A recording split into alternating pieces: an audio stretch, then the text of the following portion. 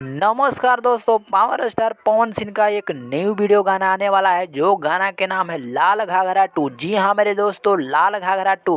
सबसे पहले लाल घाघरा आया, वो गाना एकदम बवाल और धूम मचा के रख दिया। उसी तरह का, उससे हाई लेवल का ये गाना आ रहा है लाल घाघरा 2।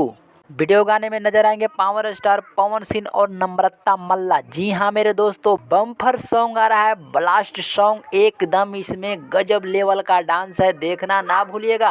गाना कब आएगा, रिलीज डेट अभी सामने नहीं आया है।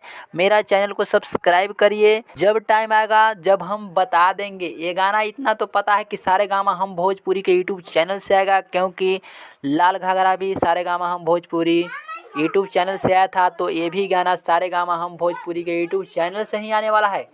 इसमें एकदम अलग लेवल का डांस, अलग ही लुक में ये गाना आने वाला है। पूरा हिला करके रख देगा, क्योंकि लाल घाघरा कौन ऐसा कोना है कि वो गाना नहीं बजा। उसी तरह से ये मेरे को पूरा लगता है कि जैसे ही ये गाना आएगा, बवाल और धमाल मचाना स्टार्ट कर देगा। तो चैनल को सब्सक्राइब करें, मिलते हैं अगले नेक्स्ट वीडियो में।